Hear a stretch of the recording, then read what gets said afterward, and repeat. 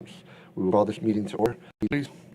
Father God, your wisdom, your guidance as we make decisions around this table, may everything pleasing in your sight. We pray in your most holy name. Amen. Amen.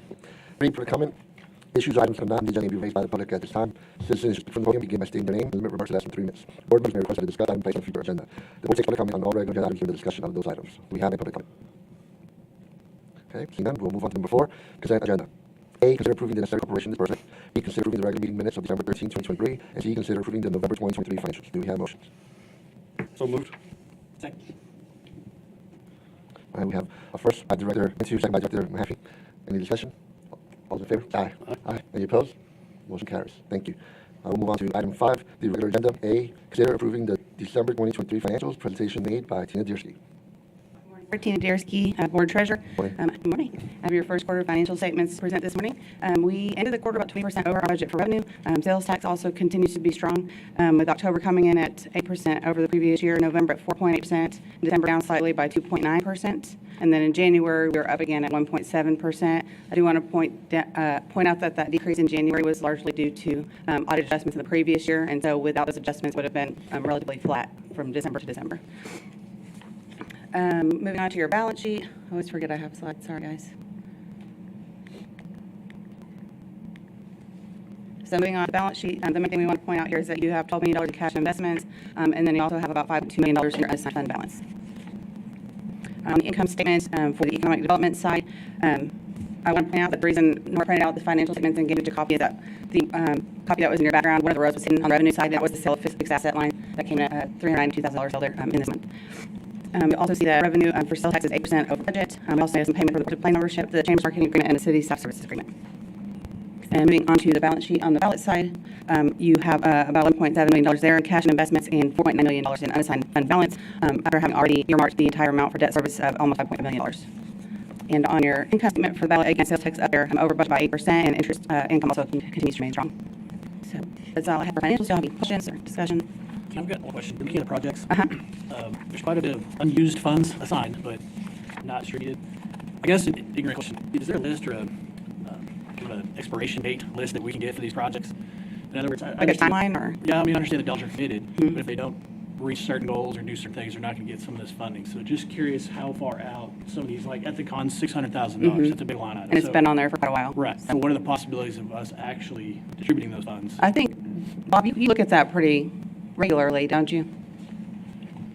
I do, and Ethicon is a multi-year, basically a tax rebate.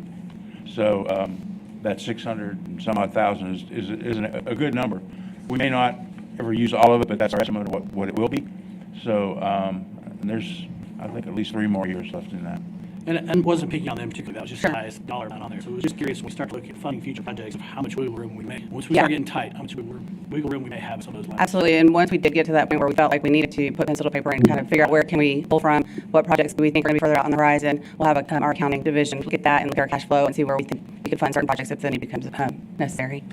So to that point, what that makes in the account, we have invested, and it is accrued interest, right? Absolutely, yes, sir.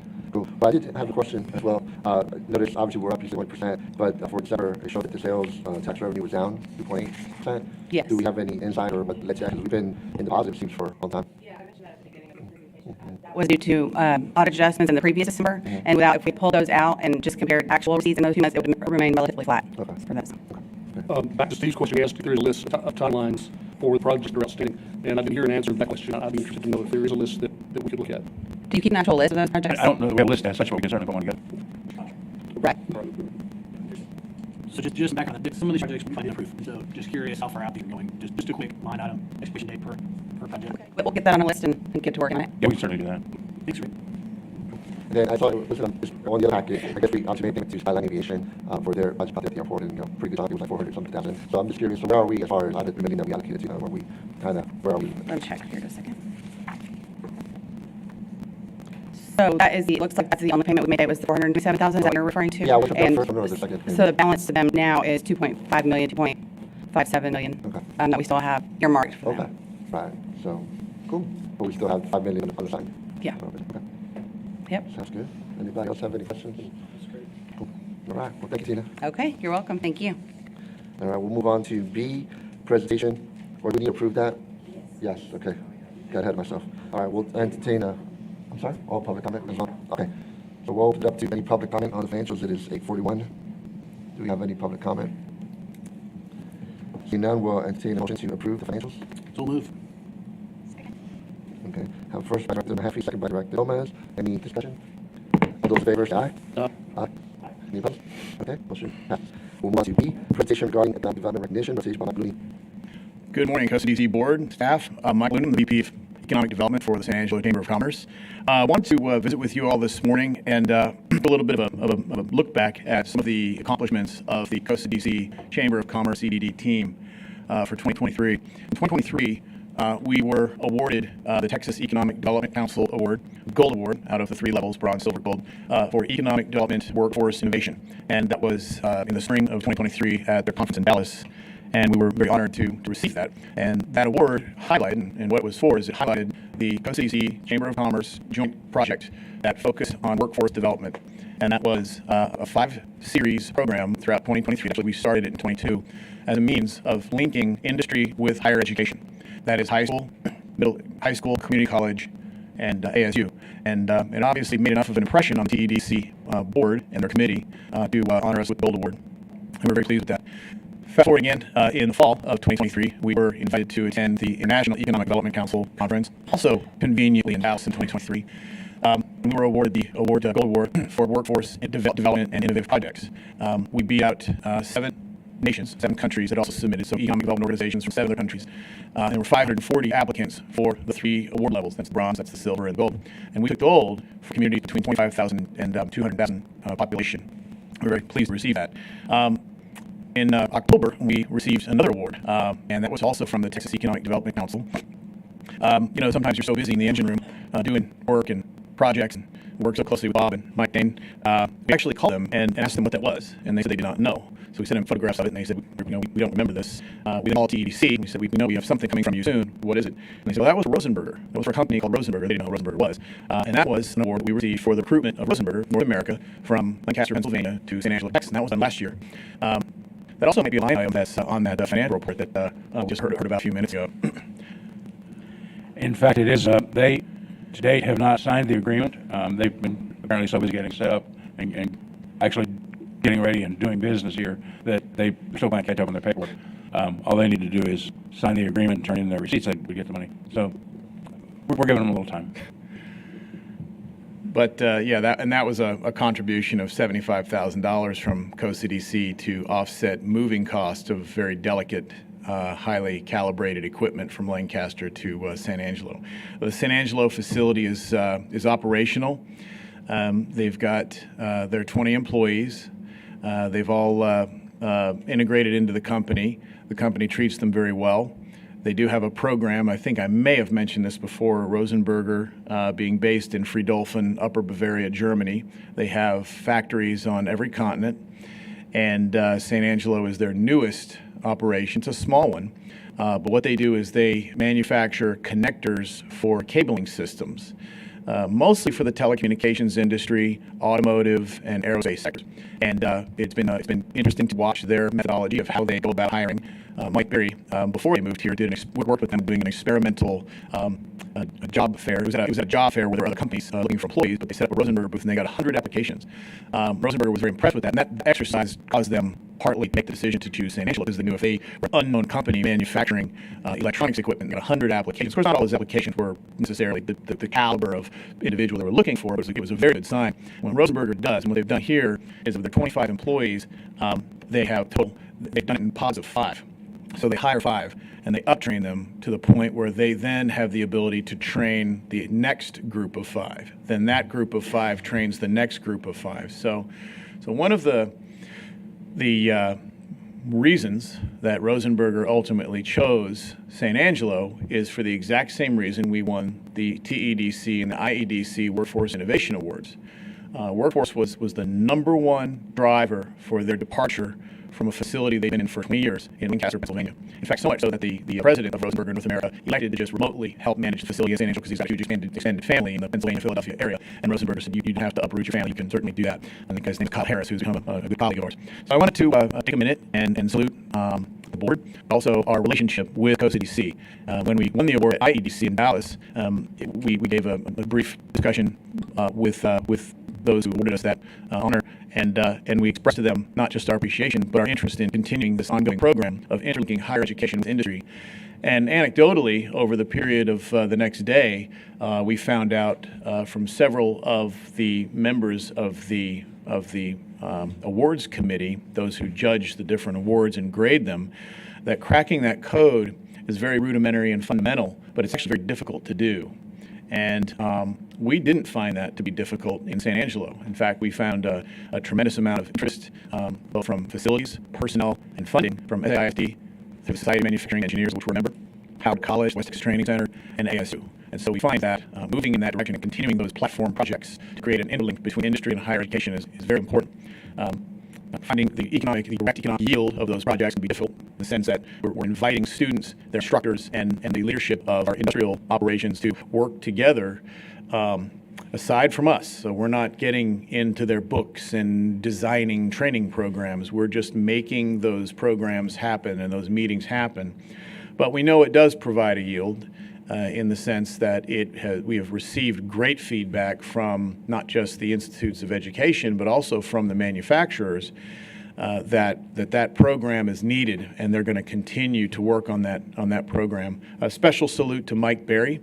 Mike has been with us 2 years. We hired him away from Ethicon, where he was for 10 years. Before that, he was an intelligence officer with the United States Air Force.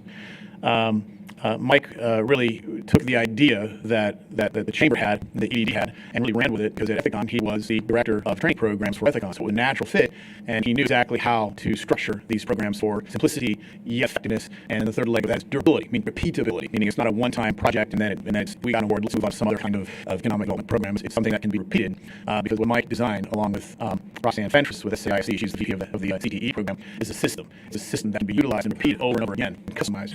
So anyway, we want to present this plaque to you and to Mr. Mike Dane and to Bob Schneeman and to Norrin Barres, our partners. And we're very pleased to deliver this, and we'll probably bring more in the future. And we appreciate your support and the public support of the Joint Chamber of Commerce Economic Development Department COCDC mission. It is effective, it is getting a lot of recognition, and we're very pleased and humbled to be a part of it. Thank you.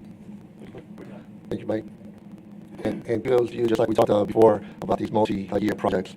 That award may have been, that recognition was, for last year, but really it's years and making several years of hard work that, y'all have put in those relationships. So we appreciate what y'all do for the Chamber and economic development and partnership with us here at COCDC. I appreciate that. I wanted to also add something that came to mind that I think is really important. One of the great pillars of strength that the EDD, Chamber, EDD, COCDC Joint Mission has focuses on relationship building. Fortunately or unfortunately, it is common for economic development missions, no matter what city they're in, to utilize incentives as the only tool in the toolbox. They talk about relationship building. Clearly, there is some relationship building. We really platform our programs, our projects, and our recruitment projects, and our BRE projects, and relationship building, and understanding the exact needs of the company. And if it's not a right fit, we will tell that company. We don't want a phone call 3 years down the road saying, we like you, but man, we're just too far from our supply chain hubs. It wasn't a good idea. We don't want that. We want a company to be here for the right reasons and be a durable company like an Ethicon that's been here since the mid-'60s. That's what we want. Rodenberg is a good example of that. I mean, they haven't even billed us yet.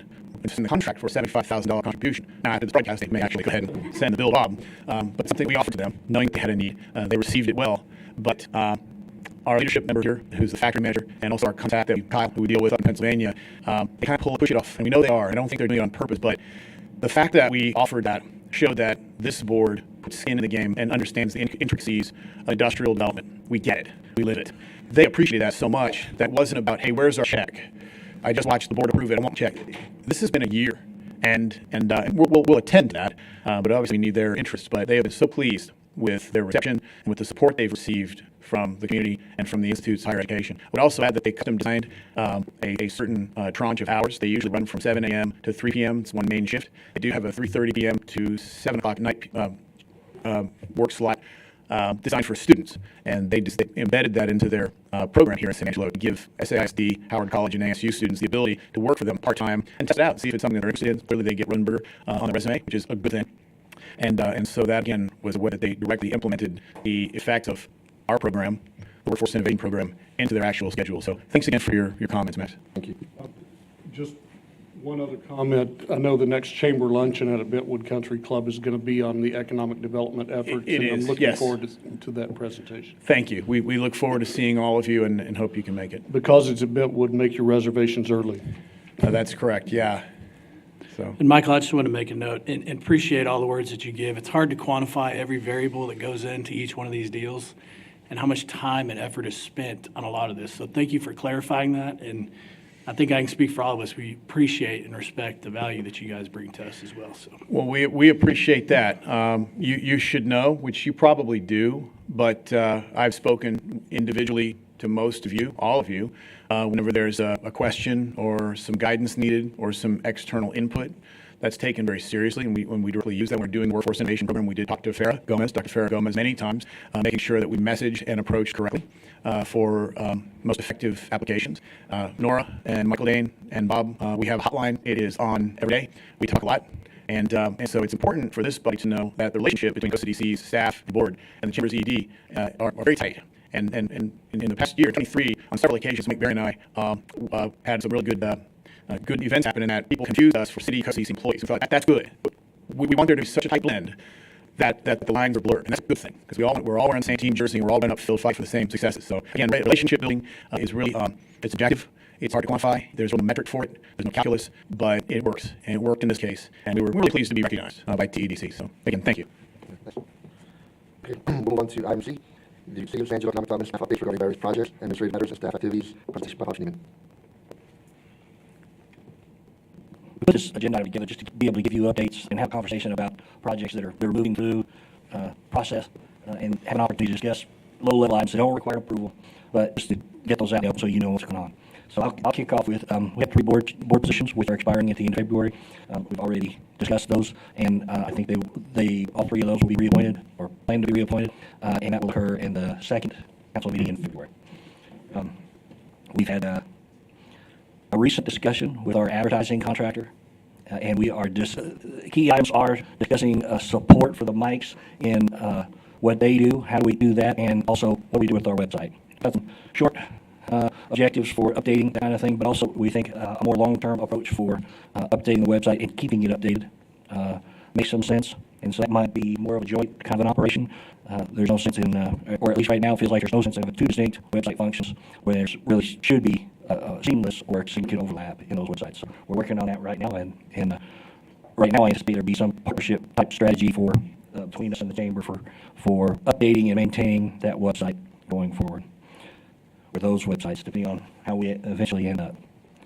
So again, this just to give you an update on things that are cooking, that don't require approval, and to give you the opportunity to ask also. You've heard that, and if you have questions or suggestions on the items you hear about, please speak up.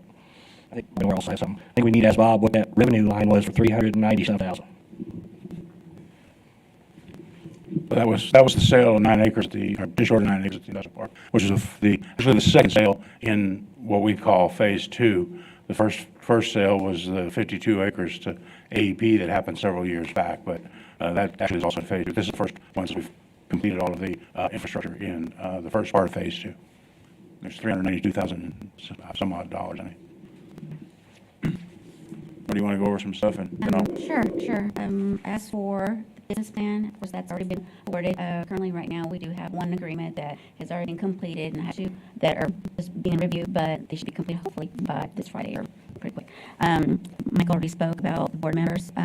So the next thing I had was just a little update. We are having our business brand back, and that will be, speaker will be Jay Holmes. He's going to be speaking about financial wellness. These events are usually held the third Thursday of the month there at the Business Resource Center, and we open that to the public so that they can come and have some training there. The other thing as well is that on the 24th, which is today, ASU will be having Saturday Marketing for 2024. That is a virtual training, but they do have in-person training as well that's held there at the Business Resource. So I thought it would be good for you to know what's actually going on there at the building. In regards to our financials, we had what we're going to be trying to do and keep up with is anytime that a project is complete, we'll try to remove those from the financials. For example, we have Project Industrial Park Phase 2. That is already completed, plus the brush clearing and airport fire suppression. Those are done. So we hope to have those off of the financials next month. Okay.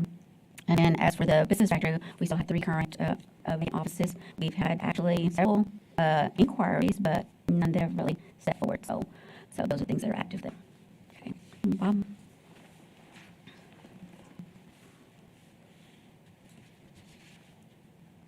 excuse me, I want to come over just so I use the screen if I need to. We'll start with with phase 2 of the business park. These are just pictures of the improvements that were done, and I think everybody's seen now what's going on. We've also had some ski spring and that sort of thing done back in the summer. There's a few skis out there yet that need to be removed. They were killed off, but the contractor wanted to let them sit for a while, let them make sure they're dead, and then we'll get rid of them. Another little project that we've been working on was this subdivision plat that was, we originally did this to be able to dedicate the detention pond to the city for their maintenance and what have you. And we also still own this lot. You may recall that Allen's Transport bought 12 acres and they had an option on this 7.25 acre lot as well. It's now back, it's out of the option area. And this 12 acres is under contract. Allen bought it, found a building that was better suited to his needs where the building already existed, so he elected to sell this.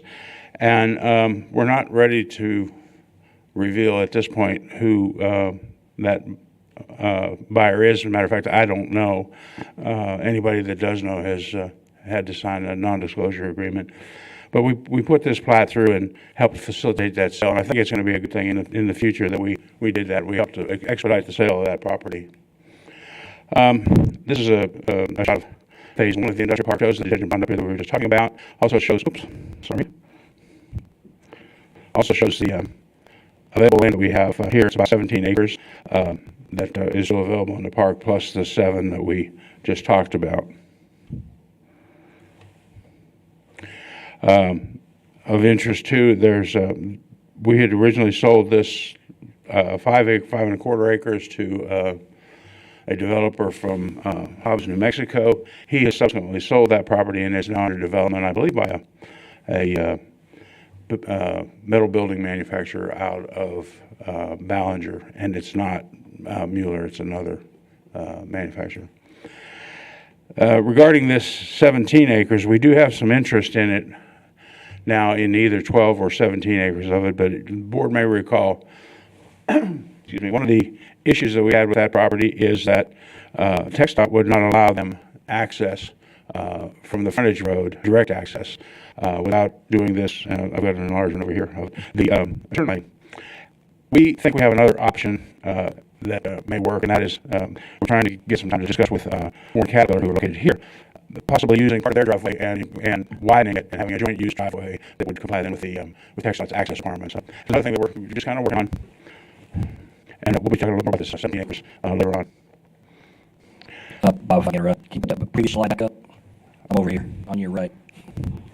Bob undersold that idea. That was Bob's idea to try to develop a strategy to do that driveway. That saves somewhere between $300,000 and $500,000 to us or whoever develops that property. Is a very good idea, and I think if we make it happen, it'd be great. But that was Bob's idea, and he didn't pad that budget very much. That is a great idea. It completely changes the viability of the property if we can make that happen.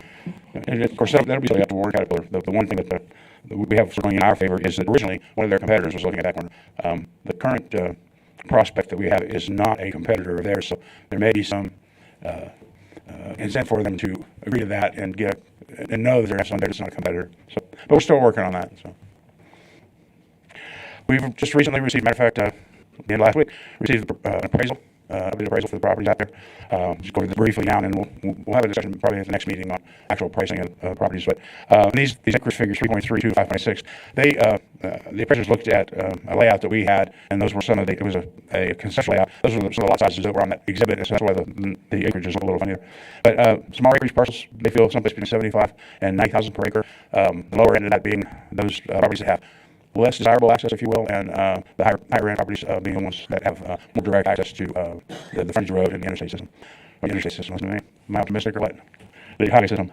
And then 7 to 12 acres of larger parcels, they're looking at anywhere from 48,000 to 65,000 per acre. Board may recall, we had been selling phase one at 25,000 an acre for parcels that were over 5 acres, or 5 acres and above, and 29,000 an acre for parcels that were less than 5 acres. The first sale we had in phase two, other than AEP, we sold at 45,000 an acre. So we're not too far off on that. That was a 9 acre parcel, but it's something we'll be discussing with the board in a future meeting. This is a layout that I had mentioned that they use for the appraisal. What I wanted to point out here is a couple of things. This lot, we've generated some interest in it. It is what's referred to as a hard corner, and we have a company looking at that is more of a commercial operation. They're interested in it because there is an underpass here, so there's access to 67 north and south, and 277 north and south. It's a great location with a lot of access to the transportation system. So that is going to be one of our, I'm going to recommend it's going to be one of our higher price lots. It may even exceed what we've got on the appraisal thus far. Another thing that we're looking at, I've been talking with a contractor who does mesquite. And we've still got some standing mesquite along this area and then back in this area. He's willing to cut down the mesquite, grind it up, and remove it for free. I believe he's asking $12,000 additional if he has to remove the stumps. We're going to have a production schedule. We're going to do a bit, operation with him. As long as he keeps it cleaned up, my recommendation is we go ahead with it, and he can do it at his own pace, remove the rest of the mesquite. It doesn't cost us anything. It gives us some activity out there at the same time. So. And this is the just short of 9 acres that we just sold. Airport. This is the Skyline Aviation Hangar that is well under construction now. I just got some pictures of it here. You can see from these that they have removed the lean-to. This is looking at the east side of the building. They removed the east wing of the building. They closed it all in. They've got it dried in now with a vapor barrier, and they are putting new sheathing on. They're putting sheathing, either replacing or putting new sheathing on and painting the existing sheathing. It's looking really good. It's kind of a light gray with a sort of a dark gray trim.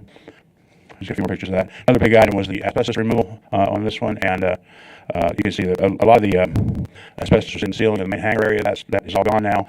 They've removed all that, done all the asbestos abatement, and they're being ready in the near future to install the fire sprinkler system. So the contractor's moving on quite well, and I'm happy with where that's going.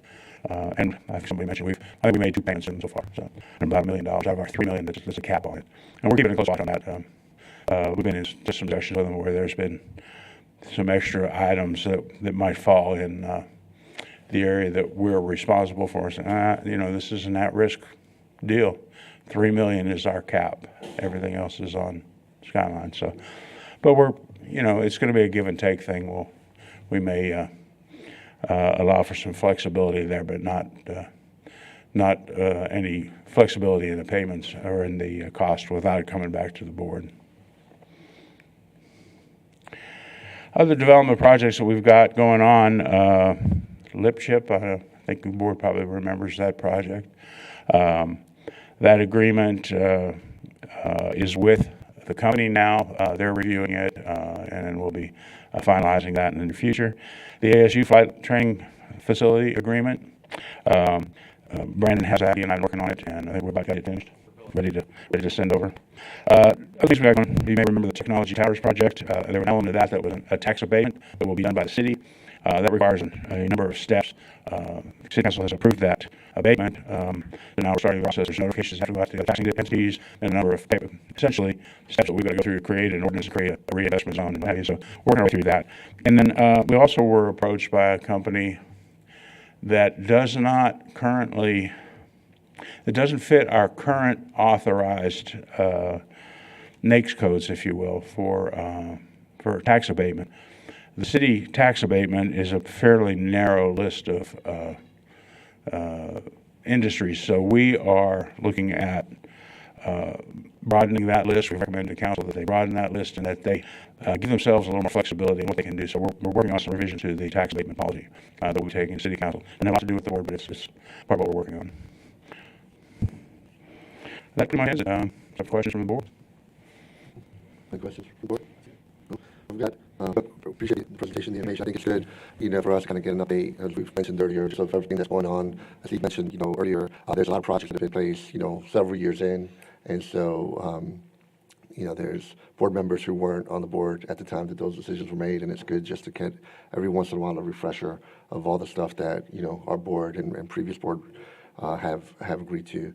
One thing I did, and I know, well, Mike stepped away for a second, but I know we've talked in the past about updating bylaws and policies, and we have a committee together that has looked at, bylaws, et cetera. Was wondering where we are with that, if committees met, and what policies or procedures are on ready for us to review in the upcoming future. Do you have any idea what that is, Laura? Or?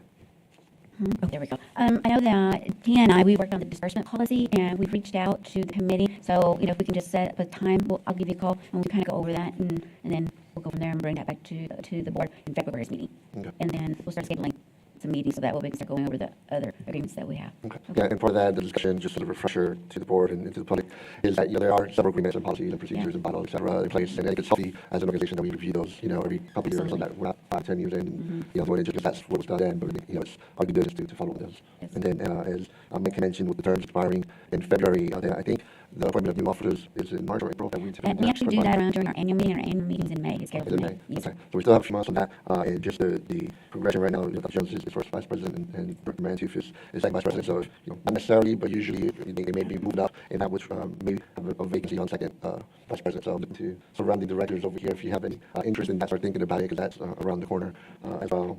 And, I think that's, all the notes that I have so far. But I do like the comment Steve said about the putting timeline on those projects and so forth. So I think we're kind of adjusting, tweaking, and moving in the right direction overall. So I'm pretty pleased with everyone's efforts and focus, and I'm excited about this year. So I guess without anything else, we'll move on to closed session. There's no other comments. Okay, that is 9:21, and we'll move on to C, closed session, executive session of the provision of Government Code Title 5, Open Government Ethics, Subtitle A, Open Government Chapter 551, Open Meeting Subchapter D, exceptions to the requirement of the meeting be open under the following sections: A, Section 551.072, deliberations of about real property regarding sale of up to 17 acres in Phase 1 of the industrial park, and B, Section 551.087, business prospect negotiation regarding project scatter. So it is 9:22, and we are in closed session. Thank you, everyone.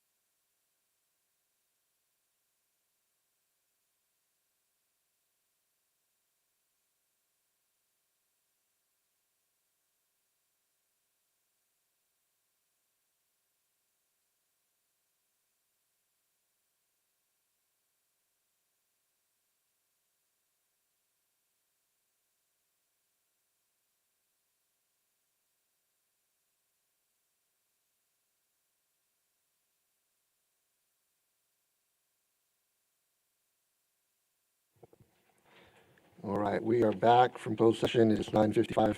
We'll move on to item 7, follow-up and administrative issues. A, consideration and possible action items discussed in closed session if needed, and there are none. And D, announcements and consideration of future agenda items. Do we have any? No. If not, then we will entertain a motion for adjournment. Anyone else? We got a second? Peter? All right, so we have first by Director Mahaffey, second by Director Rodriguez. All in favor, say aye. Aye. All right, we are adjourned. Thank you, everyone. 9:56.